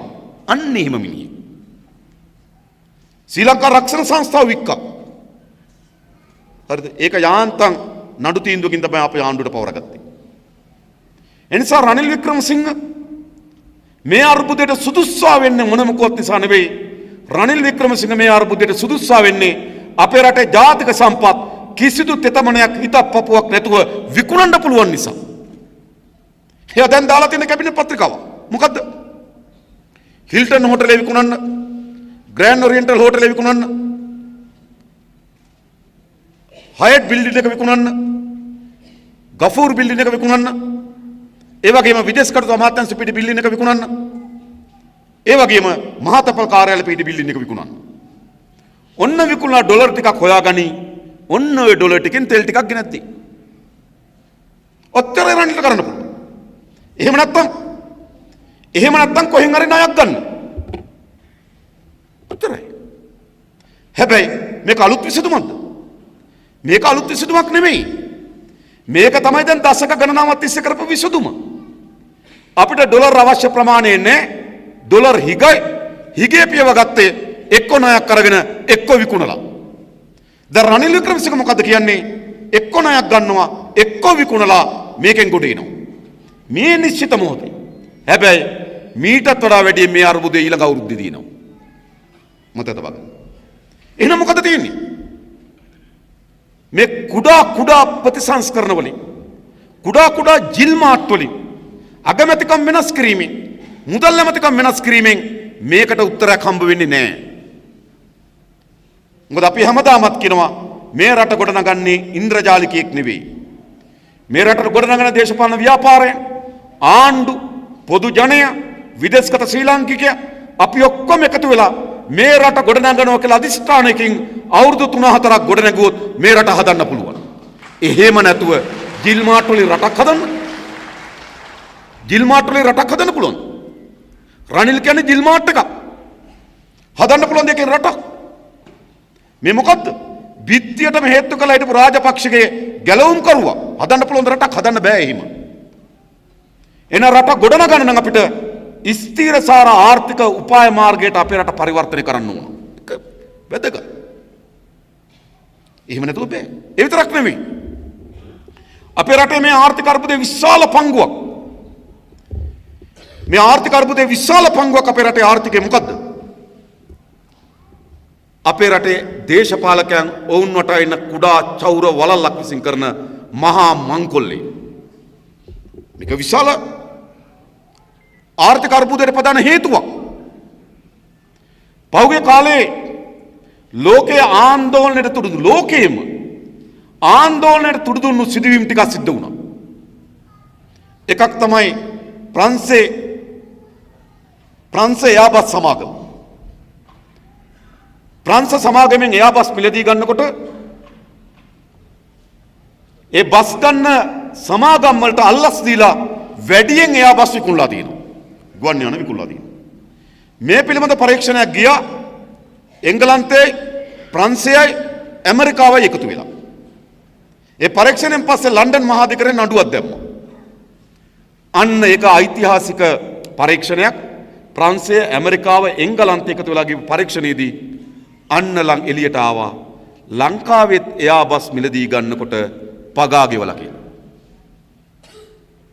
ආරණක පගාව ඩොලර් මිලියන 2ක් ගෙවලා තිබුණා කපිල චන්ද්‍රසේනට. ඒ වෙලාවේ එයා ප්‍රධාන විධායක නිලධාරී එයා ලංකාවේ. ඒ එයාබස් මිලදී ගන්න කැබිනට් එයා ලංකා අධ්‍යක්ෂ මණ්ඩල රැස්ුනේ චමන් රාජපක්ෂගේ ගෙදර. ලංකාවේ එයා ලංකාවේ අධ්‍යක්ෂ මණ්ඩල රැස්ුණා චමල්ගේ ගෙදර. අන්න එතන වංචාවක් නැත එතන තියෙන ඩොලර්. ඒ විතරක් නෙවෙයි රනිල්ගේ ආණ්ඩුව. ඒ අස්සම් කරපු ගිවිසුම කැන්සල් කරන්න ගියා. අස්සම් කරන්න ගියපු ගිවිසුම කැන්සල් කරා 2016 දී. කැන්සල් කරන්න ගෙව්වා ඩොලර් මිලියන 116ක්. අද නම් නේද සාමාන්‍යයෙන් ගත්තොත් 95ක විතර තියෙනවා. මොකද වෙලා තියෙන්නේ? මොකද වෙලා තියෙන්නේ? මම ඔයගොල්ලන්ගෙන් අහන්න. අන්න ඩොලර් වලට වෙච්ච දේ. එතකොට ගුවන් යානා මිලදී ගන්නවා කියලා පගාවක් ගැහුවා. ඒ මිලදී ගන්න ගුවන් යානා මිලදී ගැනීමේ ගිවිසුම අහෝසි කරනවා කියලා පගාවක් ගෙව්වා. මෙම රට වෙලා තියෙනවා. ඒතර කිසි ගුවන් යානයක් නෙවෙයි ගුවන් යානකට පොඩි රෝදයක් ලංකාවට ආවේ නැහැ. හැබැයි ඩොලර් මිලියන 115ක වන්දියක් ගෙව්වා. ඉතින් ඩොලර් ඉගෙවෙන්නේ නැද්ද? වංචාව. ඊළඟ ආందోලනයේ තුඩු දුන්න පැන්ඩෝරා පේපර්ස් එළියට ආවා. ඒ පැන්ඩෝරා පේපර්ස් වලින් ආව කවුද? තිරුණාඩේශ නිරුපම රාජපක්ෂ. මහින්ද රාජපක්ෂ ඥාති දියණිය. මා පාර්ලිමේන්තුවේ පිටතත් ඕන තරම් කියලා තියෙනවා. 2015 ජනවාරි 7 වෙනිදා ගින්නිල්වලා කියන ව්‍යාපෘතියට ඩොලර් බිලියන 4.1ක් ඩොලර් සමාන රුපියල් බිලියන 4.1ක් රුපියල් කෝටි 410ක් ව්‍යාපෘතියට සල්ලි ගෙවලා තියෙනවා. ජනාධිපති ඡන්දය 7 සල්ලි ගෙවලා පස් පිටල්ලක් කපලා නැහැ. ඒ සමාගමෙන් සල්ලි ඒ සමාගමේ account එකෙන් සල්ලි තිරුණාඩේශගේ account එකට ඇවිල්ලා තිබුණා. තිරුණාඩේශගේ account එකෙන් බැසිල්ගේ මිලදී ගන්න සල්ලි වියදම් කරලා තියෙනවා. එහෙනම් ඒ පැන්ඩෝරා පේපර්ස් වල තියෙන මොන සල්ලිද? අන්න ඩොලර්. වංචාව මේ අර්බුදයේ ප්‍රධාන පංගුව. ඒ වගේම පහුගියද ඇමරිකාවේදී CIA නියෝජිතයෙක් අවුරුදු 12කට හිරේ දැම්මා. CIA කාරේ. ඉමාම් සුබේරු කියලා. ඉමාම් සුබේරු කියන CIA කාර්ය අවුරුදු 12කට දැන් හිරේ. ඇමරිකාවේ ඒ අධිකරණයේ එළියට ආවා ඉමාම් සුබේරුට අජිත් කුමාර් කබ්‍රාල් ඩොලර් මිලියන 6.5ක් ගෙවලා කියලා. මොකද ලංකාවේ ප්‍රතිරූපේ ඇමරිකාවේ නංගන්න. මහ බැංකුවට මොකද තියෙන ඒ කාර්යභාරය? ඒක පැවරෙන විදේශ කටයුතු අමාත්‍යාංශය. සහාය CIA පරීක්ෂණ දෙල්දරව් වෙනවා මේ මුදල් නිසි පරිදි යොදවලා නැහැ කියලා. ඇමරිකාවේ නඩුවෙනුත් එළියට එනවා මෑන් කෙනෙක්. ඊට පස්සේ පහුගියද ඇමරිකාවේ තව නඩුවක් ගියා. ඇමරිකාවේ හිටපු ලංකාවේ තානාපති ජාලි වික්‍රමසූරිය මහින්ද මහත්තයාගේ ඥාති සොයුරා. මහින්ද රාජපක්ෂ ඥාති සොයුරා. එයා ඇමරිකාවට ලංකාවේ තානාපති කාර්යාලය ඇමරිකාවේ මිලදී ගැනීමේදී ඩොලර් 3,20,000 පගාරම් කියලා. එයා ඇමරිකාවේ මහාධිකරණය පිළිගත්තා. ඇමරිකාවේ මහාධිකරණය පිළිගත්තා. එයා ඒ පගාව ගත්තු බව. දැන් නඩු තීන්දුව වෙන්න ඉඩ තියෙනවා. නඩු තීන්දුව වෙන්න නියමිතව තියෙන ලබන මාසෙ. ඉතින් එහෙ නඩු අහනකොට ලංකාවේ හොරෙක් අහුවෙනවා. ඊළඟ මීට කලින් ආව පැනමා පේපර්ස්. ඒ වගේදිත් ලංකාවේ කට්ටියගේ නම් එළියට ආවා. ඊට පස්සේ නිව්යෝක් ටයිම්ස් පුවත්පතේ ප්‍රධාන පිටුවක ඇමරිකන් එක්සත් ජනපදයේ නිව්යෝක් ටයිම්ස් කියන පුවත්පතේ හරිද? පිටුවක විස්තරයක් ගියා මොකටද? චීන සමාගම් මහින්ද රාජපක්ෂට ඩොලර් මිලියන 6.5ක පගා දීලා කියලා. ඒ වෙලාව මට මතකයි මහින්ද රාජපක්ෂ පාර්ලිමේන්තුවේ කිව්වා. එළියේදී කිව්වා. ඇමරිකාවේ පත්තරයට විරුද්ධ නඩු දානවා කිව්වා. අපි අහන්න කැමති දැන් නඩුවකෝ. අන්න ඩොලර් වලට වෙච්චදී. ඒ විතරක් නෙමෙයි මෑතකදී ඕස්ට්‍රේලියාවේ මාධ්‍යවේදීන් කණ්ඩායමක් විශාල පරීක්ෂණයක් ගියා. ඒ පරීක්ෂණයේදී ලෙදර වුණා හම්බන්තොට වරායවි හම්බන්තොට මහා ඉස්පිරිතාලේ ගොඩනගනකොට පගාගත්තු බව. මොකද වෙලා තිබෙන්නේ? එහෙනම් මේ අර්බුදයේ ආර්ථික ප්‍රතිපත්තියක් වගේම අද මේ ඩොලර් හිගේ පිටිපස්සේ තිබෙන මොකද්ද? රටට හිමි වී යුතු ඩොලර් ඉතා විශාල පංගුවක් මේ පවුලත් ඒගොල්ලන්ගේ චෞර වලල්ලත් අතේ තිබෙනවා. රනිල් වික්‍රමසිංහට උත්තරයක් දෙන්න ඕන. මා මේක මාධ්‍යට වාර්තා කරන්න කියලා ඉල්ලනවා. රනිල් වික්‍රමසිංහ ඔබගේ ආණ්ඩුවේදී ඩුබායි වල පෞද්ගලික බැංකුවක ඩොලර් බිලියනයක් සංගවාගෙන තිබෙනවායි කියා ආපු තොරතුරු අනුව ඒ වෙලාවේ FCID එකේ ප්‍රධානිය රවි විද්‍යාලංකාර අල්ලාස්ව දූෂණ කොමිසම සභාවේ හිටපු දිල්රුක්සි ඩයස් අධ්‍යක්ෂ ජනරාල්තුමිය තව ප්‍රසිද්ධ නීතිඥ මහත්තයෙකුත් ඩුබායි වලට ගියා ඒ පිළිබඳ පරීක්ෂණ කරන්න. ඩුබායි සාමාන්‍යයෙන් ගත්තොත් ඇමරිකන් එක්සත් ජනපදයට ටිකක් ප්‍රෝ ඇමරිකන් ඇමරිකාවට සපෝට් රටක්. ඒවා පරීක්ෂා කිරීම සඳහා මංගල සමරවීර ඇමරිකන් එක්සත් ජනපදයේ සහායත් ලබා ගත්තා. හැබැයි අතරමැදි නතර වුණා. මම දැන් අහන්න කැමති රනිල් වික්‍රමසිංහගෙන් මේ චීනයේ වටේ ජපානයේ වටේ ඉන්දියාවේ වටේ යන්න ඕනේ. එදා ඔබගේ ආණ්ඩුවම ඩුබායි වල ඩොලර් බිලියනයක් හංගලා තිබෙන බව ජනාධිපතිවරගේ පුතෙක් කෙනෙක් ගිනුමට තිබෙන බව ඔබම පරීක්ෂා කරන්න ඇරියා. දැන් මොකද ඒකට කරන්නේ? දැන් ඩුබායි දැන් චීනෙන් ණය ඉල්ලන්න නෙවෙයි ඉන්දියාවෙන් ණය ඉල්ලන්න නෙවෙයි. ඒ පරීක්ෂණ ඉස්සරහට එනවද කියලා අපි රනිල් වික්‍රමසිංහෙන් දැනගන්න කැමතියි. ඒ නිසා මොකද්ද මේ වෙලා තිබෙන්නේ? අපේ රටේ මේ දුප්පත් භාවයට අපේ රට මේ අසිරිතාවයට පත් කිරීම ආර්ථික ප්‍රතිපත්තිය වගේම මේ වංචා දූෂණ විශාල පංගුවක් ඉටු කර තිබෙනවා. ඒ නිසා රටක් හදනවා නම් කොතනද යන්න ඕන? මේකට ස්ථිරසාර විසඳුම හොයාගත හැකි වන්නේ අපේ රටේ වංචාවෙන් දූෂණයෙන් තොර රාජ්‍ය පාලනයක් අවශ්‍යයි. ඕනේ නැද්ද? මම ඔබට මේ ටිකක් කිව්වේ. හරිද? අපි ෆයිල් තොග ගණන් දාලා තියෙන ඉල්ල. මා ගාව තියෙනවා තවත් ළඟදිත් ආවා. ගෙවල් විකුණපුවා, ගෙවල් ගත්තුවා ඔක්කොම තියෙන විස්තර. මම ඒ වේදිකාවේ එක කතා කර ඉන්නකොට මට මික්පහාරක ගනුදෙනුව පිළිබඳව සමහර විස්තර වගේක් ඒ වෙලාවේ WhatsApp එකට ආවා. ඒකට සම්බන්ධ කෙනෙක් මම යුවේ. ඒ වෙලාවක පුළුවන් නම් මේ ડોකියුමන්ට් එක දාන්න ජනාධිපතිතුමා යහුවෙන්න කිව්වා. එහෙම මේ වෙලාව තියෙනවා. ඒක මා ගාව දැනුත් තියෙනවා ෆෝන් එකේ. ඒකද මොකක්ද එහෙනම්? මේ වංචා දූෂණ අපේ රටේ මේ ආර්ථික ප්‍රපාතයට ගෙන යාම සඳහා ප්‍රබල හේතුවක් වී තිබෙනවා. මම දැනගන්න කැමතියි ඒකට උත්තරයක්ද රනිල්? ඒකට උත්තරයක්ද රනිල්? ඒකට උත්තරයක් නෙමෙයි.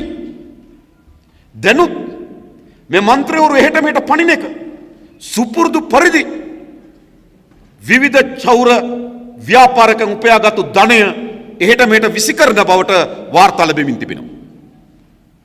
ඕන්ට පුළුවන්ද මේක? එනිසා මේ රට ගොඩනගනවා නම් වංචාවෙන් දූෂණයෙන් තොර පාලනයක් අවශ්‍යයි. වංචා දූෂණය කරන ලද දේපල පවර ගන්න පාලනයක් අවශ්‍යයි. අන්න ඒක කරන්නේ ජාතික ජන බලවේගයේ ආණ්ඩුවක් විතරයි අපි ඔබට සාතික කරන්නේ. ඒතර කට්ටිය කියනවා ඉතින් මේ ආණ්ඩුවේ අධිකරණ ඇමතිකම අරන් ඕක කරන්න බැරිද කියලා. අහනවා ඉතින් මේ ආණ්ඩුව අර මික්පහාරක ගනුදෙනුව ගැන පරීක්ෂණ ගියොත් ගෝඨාභය මහ බැංකු නේද මහා මංකොල්ලේ ගැන පරීක්ෂණ ගියොත් රනිල් වික්‍රමසිංහ ඊළඟ නේද පැන්ඩෝරා පේපර්ස් පිළිබඳ පරීක්ෂණ ගියොත් මහින්දගේ ඥාතීන් චීන සමාගම් වලින් සල්ලි දීපුව පරීක්ෂණ ගියොත් මහින්ද රාජපක්ෂ චීන සමාගම් වලින් මහින්ද විතරක් නෙවෙයි පුෂ්ප රාජපක්ෂට බැසිල්ගේ නෝනාට සල්ලි දීලා තියෙනවා. ඒ පරීක්ෂණ ගියොත් බැසිල් ඒගොල්ලන් එක ආණ්ඩුවක් හදලා ඒගොල්ලන්ට දඬුවම් දෙන්න පුළුවන්. එහෙම දඬුවම් දුන්නොත් ඒ ආණ්ඩුවේ මම ගියොත් මම විතරයි ඉතුරු වෙන්නේ. අනිත් ඔක්කොම හිරේ යන්නේ. එහෙම දෙනවද අපිට ආණ්ඩුව? නම් මතක තබා ගන්න.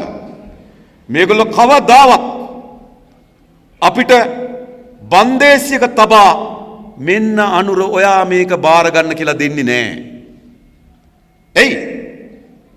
එහෙම දෙනවද? දැන් මම දන්න කට්ටිය ඔයගොල්ලෝ කියලා මතකම් අරන් වැඩ කරන්නකෝ. වැඩ කරන්න මේගොල්ලන් එක්ක.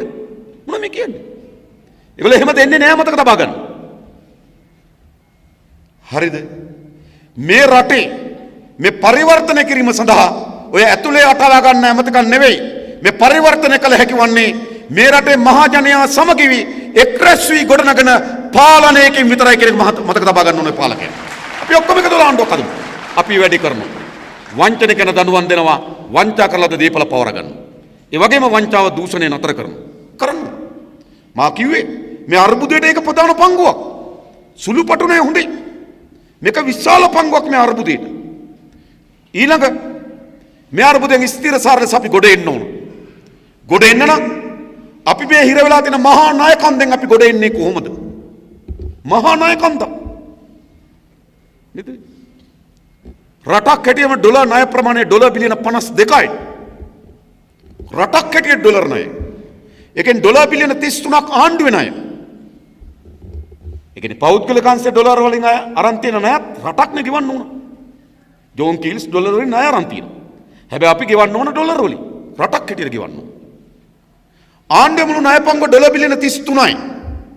හැබැයි ඩොලර් බිලියන 33 ඇතුලේ ඉන්දියාව දීපු ඩොලර් බිලියන ක්‍රෙඩිට් ලයින් එක නැහැ.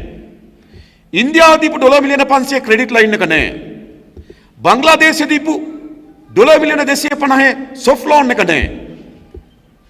චීනයේ දීපු යුවාන් බිලියන 10 soft loan එක නැහැ. ගිණුම් කරන යනවා ඒවා අපි ණය හැටියට සලකන්නේ. ඉන්දියාවෙන් අපිට ණය මේ ක්‍රෙඩිට් ලයින් එකක් දීලා තියෙනවා. ඒක අපි වියදම් කරලා තියෙන හැබැයි ඒවා ගෙවන එහෙම නැහැ. soft loan ණය හැටියට සලකන්නේ. ඒතකොට ඒවත් එකතු කරපුවම බිලියන 36ක් 37ක ණය පංගුවක් තියෙනවා. හම්බන්තොට වරාය හදන්න ගිය ඩොලර් බිලියන 1.3යි. රටේ ණය ප්‍රමාණය බිලියන 35 පයින්නවා. ආණ්ඩුවේ ණය ප්‍රමාණය බිලියන 35 පයින්නවා. ඉතින් ආසන්න වශයෙන් ගත්තොත් වරායවල් 30ක් ණයයි.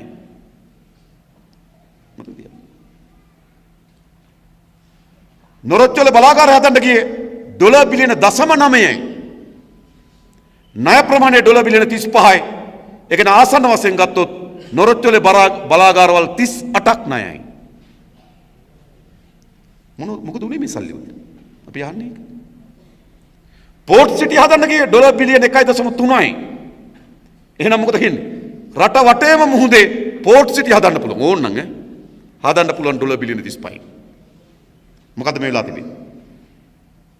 එනිසා අපේ ණය කන්දක් ගොඩ ගැහිලා තිබෙනවා. අපේ ආර්ථිකයට වරුතු නොදෙන. එනිසා අපිට සලස්මක් ඕන කප තිබෙනවා. මේ ණය කන්දෙන් අපි ක්‍රමානුකූලව ගොඩ එන්න. දැන් රනිල්ගේ ආණ්ඩුව ඒක තියෙනවද? නෑ රනිල්ගේ ආණ්ඩුවේ තියෙන නැවත ණය කන්ද ගොඩ ගන්න එක. ගොඩ ගහන එක. අපි සලස්මක් හදන්න ඕන මේ ණය කන්දෙන් ගොඩ එන්න. ඒ කියන්නේ ණය ගෙවීම සඳහා ඩොලර් ඕන. බහන් ආනයන කිරීම සඳහා ඩොලර් ඕන. මේ ඩොලර් ටික අපි උපය ගන්න ඕන. ආනයන අපනයන අතර පරතරය අපි අවම කර ගන්න ඕන. එහෙනම් මොකද කරන්න ඕන? අපිට ඩොලර් කෝටි 810ක් ඕන වෙනවා නම් අතිරේක වශයෙන් බහන්න ගේන්න. අපි මේක කොහොමද අඩු කරගන්නේ? ඊට පස්සේ අඩු කරගන්න අපි අපනයන ආදායම වැඩි කරන්නේ කොහොමද? ඒකට අපිට සලස්මක් තියෙනවා. කොහොමද අපි අපනයන ආදායම වැඩි කරන්නේ? අපිට මේ අපනයන ආදායම තව ඉස්සරහට පිට යන්න පුළුවන්. ඉතාමත් හොඳ අවස්ථා තිබෙනවා. විශේෂයෙන්ම ඔයගොල්ලෝ දන්නවා ලෝකයේ අලුතෙන් වර්ධනය වෙමින් තිබෙන රාජ්‍යයන් ගොඩනැගෙමින් තිබෙන අප්‍රිකානු කලාපේ.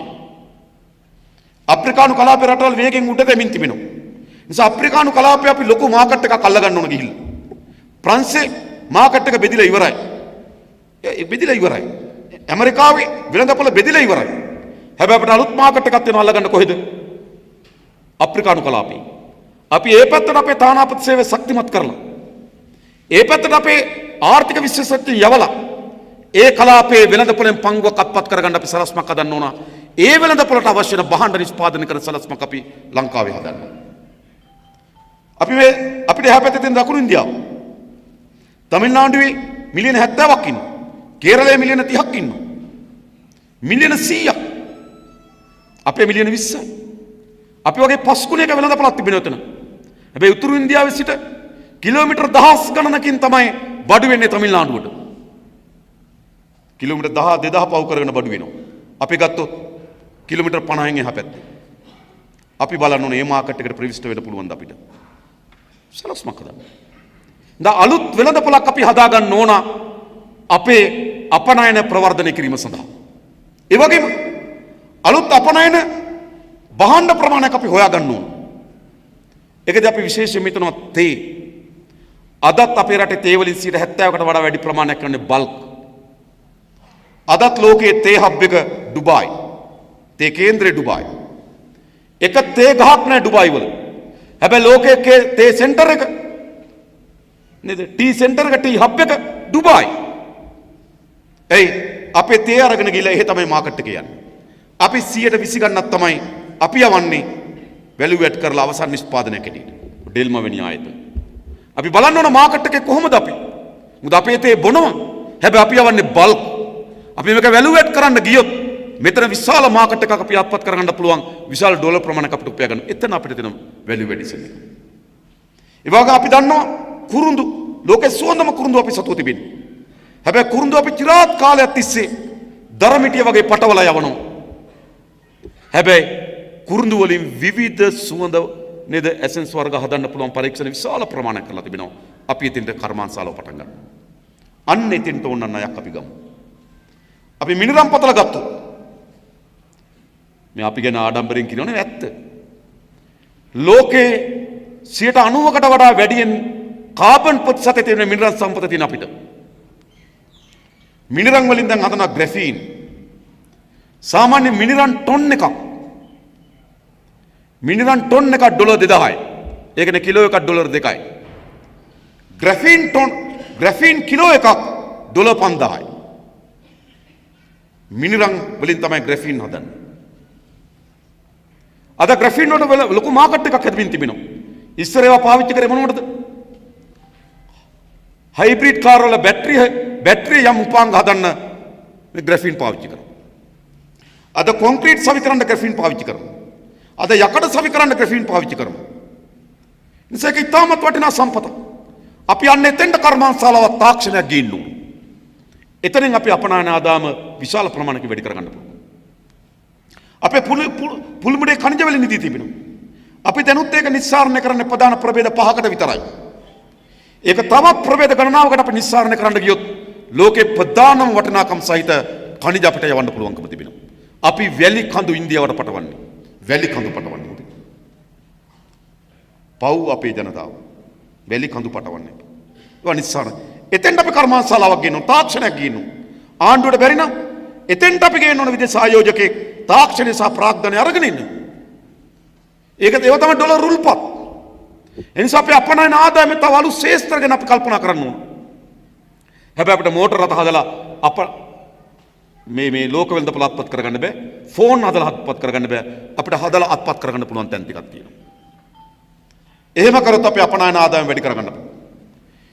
ඊළඟ අපි ආනයන වියදම අඩු කරගන්න ඕන. මේ ඩොලර් බිලියන 20.6ක් ඩොලර් කෝටි 2000කට වැඩි ගණනකින් අපි බඩු ගේනවනේ. මොකද්ද වෙලා තියෙන්නේ? සුදු විදේශිකයෙක් ආව. විදේශිකයෙක් කියන සංචාරක ව්‍යාපාරය. සංචාරක ව්‍යාපාරිකයට ඒ විදේශිකයට අවශ්‍ය නම් මත්පැන් ටික අපි පිට රටින් ගේන්නේ. ඒ විදේශිකයාගේ හෝටලේ හැඳිගෑරු පිට රටින් ගේන්නේ. ඒ විදේශිකයා ඉන්න හෝටලේ ඇඳ මුතුරුණු පිට රටින් ගෙනත් තිබෙන්නේ. ඒ විදේශිකයා කන හාල් බාස්මති පිට රටින් ගෙනත් තිබෙන්නේ. ඒ විදේශිකයා කන ඇපල් දොඩම් පිට රටින් ගෙනත් තිබෙන්නේ. ඒ විදේශිකයා ගමන් කරන වාහන පිට රටින් ගෙනත් තිබෙන්නේ. ඒ විදේශිකයා ගමන් කරන වාහනේ තෙල් පිට රටින් ගහලා තියෙනවා. නා අපි ගෙනලා තියෙන්නේ. සුද්දයි සුද්දට වන බඩුයි ඔක්කොම එකට. හැබැයි තායිලන්තේ වගේ රටවල් එහෙම නෙමෙයි. ඒගොල්ලෝ විශාල සංස්කෘතියක් නිර්මාණය කරලා තිබෙනවා. එන විදේශිකයන් තායි ආහාර, තායි සංස්කෘතිය, තායි නිෂ්පාදනයන් එක ගැටෙන සංස්කෘතියක් ඒගොල්ලන්ට හදලා තියෙනවා. ඒ නිසා අපි මොකද කරන්න ඕනකම තිබෙන්නේ? සංචාරක ව්‍යාපාරය අපිට දෙන ආදායම ඩොලර් බිලියන 3.8ක් වගේ ආවා 2018. නමුත් ඒකෙන් ඩොලර් බිලියන 2ක් විතර යනවා අපව සුද්දා ගෙන්න ගන්න. ඒක අපි අඩු කරන්න සලස්වමු. අන්න ඒ වගේ තුලේ තමයි ගම්මන තුලේ කර්මාන්ත හැදෙන්නේ, දරුවන්ට රස්සාය දෙන්නේ. එතනින් අපිට තව ඩොලර් ප්‍රමාණයක් උපයා ගන්න පුළුවන්. ඒ විතරක් නෙවෙයි අපි ආනයන වියදමේ පංගුවක් අඩු කර ගන්න පුළුවන්. ඒ විතරක් නෙවෙයි 1977 දී අපේ රටේ ක්‍රියාවශ්‍යතාවෙන් 60ක් ලංකාවේ නිෂ්පාදනය කරා.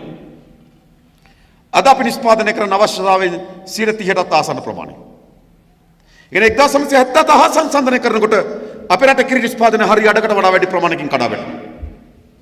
ඒ නිසා අපේ රට කිරි සත්ත්ව පාලනය සඳහා ඉතාමත් යෝග්‍ය රටක්. මත්සා කිරි නිෂ්පාදනයට ඉතාමත් යෝග්‍ය රටක්. ඒ සඳහා අපේ ආර්ථික සලස්ම හදන්න ඕන. ඒතර කිරි සඳහා යන එක අපිට අඩු කරගන්න පුළුවන්.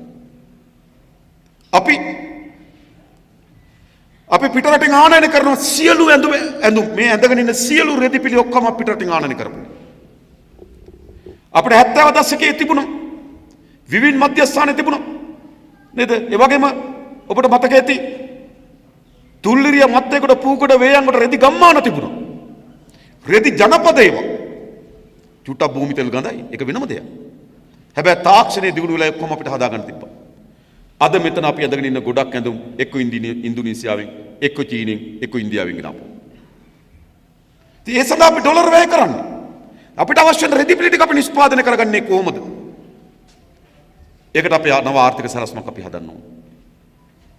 ඒ විතරක්ද? අපේ සම්භාණ්ඩ බෑග් සපත්තු විශාල ප්‍රමාණයක් අපි ආනයනය කරනවා. මට සාමාන්‍යයෙන් සපත්තු දෙකක් මහලා දෙන්නේ කිරිල්වල ප්‍රදේශයේ ඉන්න කුඩා කර්මාන්තශාලා. මම මේ සපත්තු දෙක දාගෙන අර මොකද්ද වැක්සින් එක ගහන්න ගිහලා ෆොටෝ එක හිටියා. කට්ටියේ සපත්තු දෙක දාලා තිබ්බ මොකද්ද ඉතාලියෙන් ගෙනාපු වටිනා සපත්තු කියලා. ඒ කියන්නේ ඉතාලියෙන් ගෙනාපු වටිනා සපත්තු වගේ ඒ සපත්තු දෙක පේනවා. මේ දෙකත් ඒ සහෝදර මහපු දෙක. කිසි අඩුවක් නැහැ. හැබැයි අපිට මොකද වෙලා තිබෙන්නේ? අපේ සියලු භාණ්ඩ ආනයන කර රටක් බවට පරිවර්තනය කරා මේ පාලකයෝ. රටක නිෂ්පාදනය කඩාවැටලා රට කොහොමද යන්නේ? එහෙම යන්න බෑ. ඉතින් අපිට ඩොලර් කෝටි 2600ක බඩු ගේනවා. මේක අපි සලස්මක් හදන්න ඕන ඩොලර් මිලියන 200 300කින් මේ ඩොලර් බිලියන 1 2කින් අඩු කර ගැනීම සඳහා සලස්මක් අපිට ඕන. ඒ වගේම අපේ රටේ තියෙන අධිපරිභෝජන රටාව මේක යම් කාලයකට අපේ වෙනස් කිරීමකට භාජනය කරන්න ඕන. ඒ සඳහා දේශපාලකයන් පැත්තෙන් ආදර්ශයක් දෙන්න ඕන. එතකොට අපිට ආනයන අපනයන අතර මතුවී තිබෙන මේ ගැටලුවට උත්තරයක් හොයන්න පුළුවන්. ඊට පස්සේ අපේ විදේශගත ලොකු ශ්‍රම වෙළඳපොළක් තිබෙනවා. ඒකේ දියුණුම ශ්‍රමිකෙක් අපි අත්පත් කරගන්න ඕන. ඒ සඳහා අධ්‍යාපනයේ අලුත් පරිවර්තනයක් අපිට අවශ්‍යයි. ඊට පස්සේ අපිට තාමත් උණු සංචාර ව්‍යාපාරයකට අවශ්‍ය වෙන පසුබිමක් තියෙනවා. තායිලන්තේ අවුරුද්දකට සංචාරක වෙන මිලියන 42ක්. ඉන්දියාවට අවුරුද්දකට සංචාරක වෙන සමවෙන. ඉන්දුනීසියාවට අවුරුද්දකට සංචාරක වෙන මිලියන 52ක්. ලංකාවට වැඩිම සංචාරකයෝ 2018 මිලියන 2.8යි. 2.4යි. ලක්ෂ 24යි. තායිලන්තේ ලක්ෂ 420යි. ඉන්දුනීසියාවේ ලක්ෂ 520යි. අපිට ඉතාමත් හොඳ වෙරළ තීරයක් තිබෙනවා. ඉතාමත් මනරම් වෙරළ තීරයක් තිබෙනවා. උතුර සහ මේ නැගෙනහිර සහ දකුණ වාරගම් කාලයට නැගෙනහිරින් නිදහස් වෙනවා. නැගෙනහිර වාරගම් කාලයට දකුණ නිදහස් වෙනවා. අපිට සීසන් එකට සංචාරක නෙවෙයි වර්ෂ පුරා සංචාරක ගේන්න පුළුවන් සුදුසු රටක් අපිට තිබෙනවා. දේශගුණික කලාප ගණනාවක් තිබෙනවා. නුවරඑළියෙහි ඉතාමත් විශේෂ කේන්ද්‍ර පුංචි එංගලන්තය කියලා කියනවා. එහෙම රටක් අපි.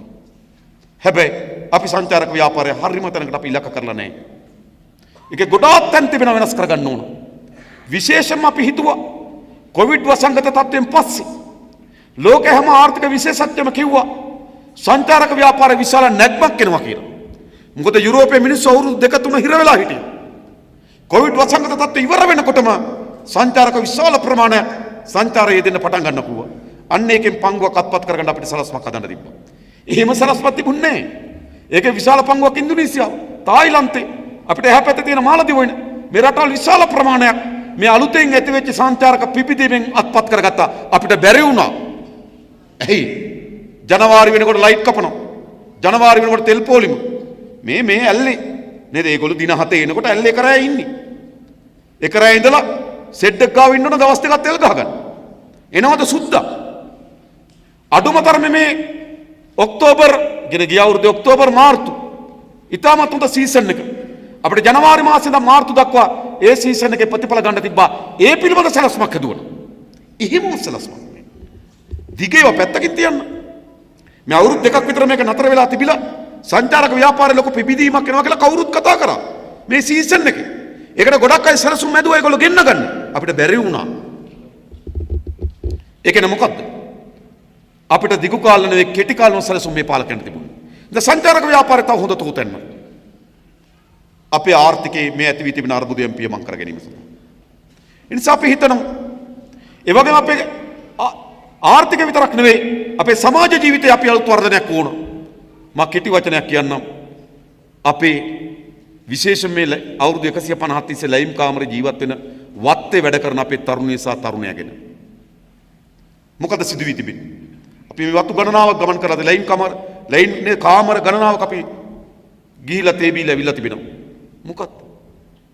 අද අවුරුදු 150 තිස්සේ මේ රටේ ජීවත් වෙන පුරවැසියන් ඉන්නවා.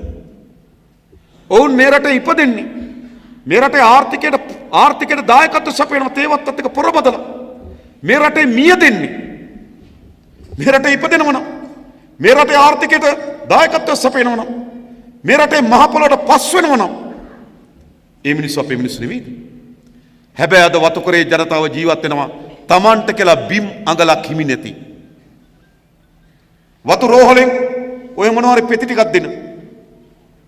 වත්තේ පාරක ගමන් කරන්න බැරි. වැසිකිලි පද්ධතියක් නිසි පරිදි නැති. දරුවන්ට හොඳ අධ්‍යාපනයක් නැති. විශාල ජනපජාවක් මේ අද වතුකරේ ජීවත් වෙනවා. උන් අපේම සහෝදර ජනතාවන් නෙවෙයිද? අපිම නෙවෙයිද? මේ රටේ ඉපදෙනව නම් මේ රටේ ආර්ථිකයට දායකත්ව සපයනවා නම් මේ රටේ මහ පොළොවත් එක්ක මේ මියදිලා මේ රටේ මහ පොළොවට පොහොර වෙනවා නම් අපේම රටේ මිනිස්සු. හැබැයි ඔවුන් දිහා බලන්නේ කොහොමද? ඔවුන් ආර්ථික වශයෙන් විතරක් නෙවෙයි පීඩාවට පත් වී තිබෙන්නේ. ඔවුන්ට සමාජ ජීවිතයක් නැහැ. සමාජ පිළිගැනීමක් නැහැ. කොළඹ හෝටලයක වේටර් වැඩේ කරන්න පිඟන් හොදන්න කෙනෙක් නැත්තම් 60 පැත්තෙන් කොල්ලෙක් නැද්ද හොයාගන්න හෝටලේ වැඩට? ඒකනේ වත්තේ දරුව හැදෙන්නේ කොළඹ හෝටල් වල පිඟන් හොදන්නමද? කොළඹ ගෙදරක අතුපතු ගන්න, කුස්සිය වැඩ කරගන්න, දරුව බලා ගන්න, ඉවුම් පිහුම් කරන්න තරුණියක් නැත්තම් තලවකලේ පැත්තේ දන්න කෙනෙක් නැද්ද? දෙමළ කෙල්ලක් හොයාගන්න, වත්තේ කෙල්ලක් හොයාගන්න වැඩට? මෙහෙමනේ විදිහට. එනිසා ඔවුන් අපේම සහෝදරවරුන් සහෝදරියන් නෙවෙයිද? ඔවුන්ට අද හිමි වී තිබෙන ආර්ථික වශයෙන් කඩාවැටු ජීවිතයක් විතරක් නෙවෙයි. ඔවුන්ට සමාජ ජීවිතයක් නැහැ. සමාජ පිළිගැනීමක් නැහැ. සමාජ ගරුත්වයක් නැහැ. ඔවුන්ට හිමි රැකියාව බවට පත් වී තිබෙන්නේ හෝටලේ රස්සාව. ඔවුන්ට හිමි රැකියාව බවට පත් වී තිබෙන්නේ ගෙදර යුම්පියුම් කරන එක, අතුපතු ගාන එක. සාධාරණ. ඒ පුරවැසියන් හොඳ ජීවිතයක් ඕනේ නැත්තේ. අපි හදන්න ඕන ඒගොල්ලන්ට හොඳ සමාජ ජීවිතයක්. ආර්ථික ජීවිතයක් විතරක් නෙවෙයි සමාජ ජීවිතයක් හදන්න ඕන. ඔවුන්ගේ අධ්‍යාපනය දියුණු කරන්න ඕන. විශාල ලෙස බීමත් භාවයට ඇබ්බැහි වී තිබෙනවා. ගොඩාක් මන්ත්‍රීවරු ඇමතිවරුන්ට මේ පළාතේ බාර තිබෙනවා. ලංකාවේ වැඩිම ප්‍රතිශතාත්මක මත්පැන් පෑන තියෙන නූරෙලි දිස්ත්‍රික්කේ. නේද? කෙසඟ වෙච්ච සිරුරු රොටියයි ලුණු මිරිසුයි කාලා ગેස්ට්‍රයිටිස් හදාගත්ත ජීවිත. කෙසඟ වුණු ජීවිත. ගැබිණි අම්මා ඉන්නවා ලේහිකකමේ. දරුවා ඉන්නවා මන්ද පෝෂණේ. තරුණයා ඉන්නවා නූගත් භාවයේ. තරුණී ඉන්නවා විරේකියාවේ. මොකද්ද මේ වෙලා තිබෙන්නේ? වෙනස් කරන්න ඕනේ. නිසා අපි ඉස්සරහා මේ ඛේද වාචක අපි දකිමින් තිබෙනවනේ. ඔබ වත්තකට ගියොත් ඒ ඛේද වාචකේ දකින්නේ නැද්ද? වත්තකට ගිහපුවම කුඩා ළමයි විශාල ප්‍රමාණයක් රැස් වෙනවා. රැස්වීම දිහා බලන්න. හිසකෙස් පැලිලා, හම පැලිලා, මූණ වියලි, සිනාපොදක් නැති වියලුණු ළමා ලපටින් අපි වත්තේ දකිනවා. අපේම දරුවන් නෙවෙයි. ඔබ ගිහිල්ලා බලන්න. ඇඟට හරියමං වස්ත්‍රයක් නැති, කකුලට සෙරෙප්පු දෙකක් නැති නාවර පෙරාගත්තු දරුවෝ දකිනවා. මට මතකයි එක සැරයක් මම මේ නුවරඑළිය ඉඳන් යනකොට නුවරඑළිය මේ අර අපි මෙහෙම වන්දුක් බහිනකොට නේද? මෙතනින් ගොටුකොළ ඔය ඇලක තියෙන ගොටුකොළ කඩාගෙන ඇවිල්ලා විකුණනවා. අපි ඒක ගන්නෙ නැත්තම් ඊළඟ වාහනේ මෙහෙම රවුමකට නේ දරුවා පල්ලෙමින් බැලලා ආයෙ කොටුකොළ මිටි අල්ලන් ඉන්නවා. පාසල් වයසේ දරුවෝ ඔබට හම්බෙලා නැත්තේ? මොකද? ඇලකින් දොලකින් ගොටුකොළ මිටි කඩාගෙන ඇවිල්ලා නේද? අර වංගුවේ උඩ ඉන්නවා. එතනින් ජීප් එකට නේද? වාහනෙට මේ ගොටුකොළ මිටි අල්ලනවා. එතනින් ගත්තේ නැත්නම් ආයෙ දුවගෙන යනවා පහලට. ආයෙ අල්ලනවා. මොකද වෙලා තියෙන්නේ? අපේ රටේ දරුවෝනේ.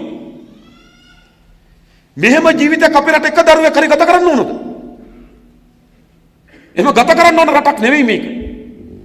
ඒ නිසා විශේෂයෙන්ම අපේ වතුකරේ ජීවත් වෙන ජනතාවගේ ඒ දරුවන්ගේ අධ්‍යාපනයේ සෞඛ්‍ය අනාගතය පිළිබඳ මුළු විශ්වාසයෙන් කඩාවැටු රටක් අපි ඉස්සරහ තිබෙනවා. ඒ නිසා අපි හිතනවා අපි කාටවත් අත්හරින්න බැරි සමාජ වගකීමක් තිබෙනවා. අපි කාටවත් අත්හරින්න බැරි යුතුයකමක් තිබෙනවා. ඒ මොකද්ද? මේ දීර්ඝ කාලයක් මේ අනුගමනය කළද ආර්ථික ප්‍රතිපත්තිය. දීර්ඝ කාලයක් අනුගමනය කළද මේ දේශපාලන ප්‍රතිපත්තිය විසින් අපේ රටේ පුරවැසියන්ට ජීවිත අහිමි කරලා තිබෙනවා. මිනිස්සු හප බවට පත් කරලා තිබෙනවා. තෙතමනයක් නැති, හිනාවක් නැති, නේද? රසවින්දනයක් නැති කේඩෑරි මිනිස්සු. ලේහිදුණු මිනිස්සු. ඇස් යට ගිහපු මිනිස්සු. හිසකෙස් පැලුණු මිනිස්සු, නාවර පෙරුණු මිනිස්සු, හම පැලුණු මිනිස්සු, නේද? දරකෝටු වගේ වියලි කකුල් තියෙන මිනිස්සු අපි ඉස්සරහට ඉන්නවා. මේම රටක් අපිට ඕනද? නම් මේක වෙනස් කරන්න ඕන.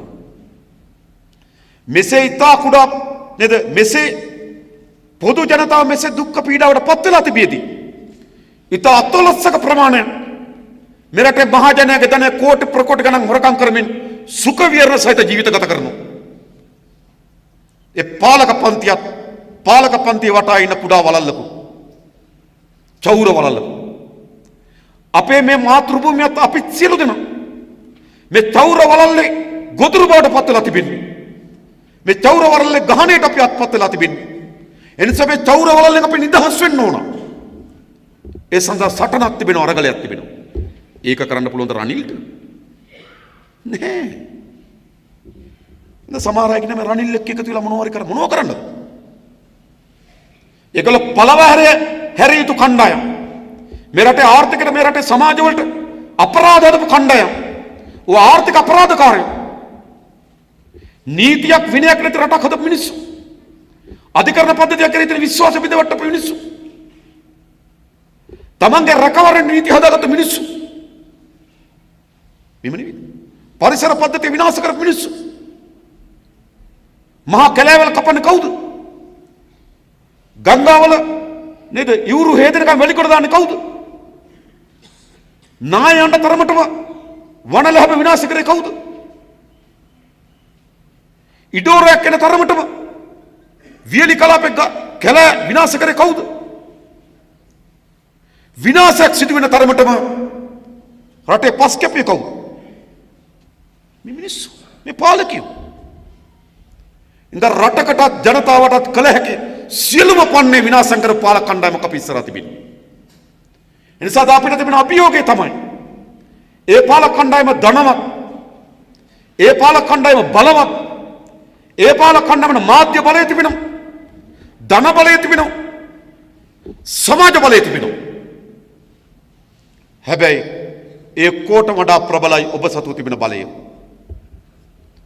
ඒස අපි හොඳටම සතුරා අව탁සිරු කරන්නත් එපා. සතුරා පිළිබඳ අපිට හොඳ මැනීමක් තිබෙනවා. ඌට ධනය තිබෙනවා, ඌට මාධ්‍ය තිබෙනවා, ඌට බලය තිබෙනවා. නේද? ඌට හිතප්පපුවක් නේ ඕනෑම වර්ගේ විනාශ කරන්න පුළුවන්. ඕනෑම වර්ගේ හොඳක්, ඒ කියන්නේ මොකද්ද? සාමාන්‍ය මිනිහෙකුට තිබෙනවත් ලැජ්ජාවක්, බයක් කියන එකක් නේ. එහෙට පනින්න පුළුවන්, මෙහෙට පනින්න පුළුවන්. එයා බදා ගන්න පුළුවන්, මෙහෙ බදා ගන්න පුළුවන්. ඕනෑම වර්ගේ විනාශ කරන්න පුළුවන් තරමේ විකෘති මනසක් තියෙනවා. ඒ පැත්තෙන් වුන් බලවත්. එනිසා අපි ඉස්සරහා ඉන්න සතුරා දුබල සතුරෙක් නෙවෙයි. ඉතින් අපිට තිබෙන්නේ මොකක්ද? අපි සතුව තිබෙන ජන බලය. ඒක අද පෙන්눔 කරමින් තිබෙනවා. නේද? මැද බුලනේ වලව්ව ගාවින් යනකොට හයියෙන් කිඹුමක්වත් යන්නේ නැති මිනිස්සු මැද බුලන වලව්ව කොටු කරනවා. කාල්ටන් ගෙදර ගාවින් යනකොට ඔළුව උස්සන්නේ නැතුව හිටපු මිනිස්සු කාල්ටන් ගෙදර වට කරලා ගෙදර ඵලයන් කියලා කෑ ගහනවා. එවැනි බලවත් මිනිස්සු බංකර් රස්සේ හැංගෙනවා. අද අපි ඇස් ඉදිරි පිට ඉතාමත් නේද අපි හැම කෙනාගේම ඇස් ඇහැරවන දර්ශනයක් එලි දක්වමින් තිබෙනවා. ඒ මොකද්ද? ජනතාවගේ සාමූහිකත්වයේ තිබෙන බලය. අපි වඩාත් වැඩි විශ්වාස කරන බලය. එනිසා මේ සතුරාට එරෙහිව අපි අරගල ඉස්සරහට ගෙනියන්න නම්, සතුරාට එරෙහිව අපි ශක්තිමත් වෙන්න නම් අපි විශේෂයෙන්ම ජනතාව සංවිධානය කරන්න ඕන.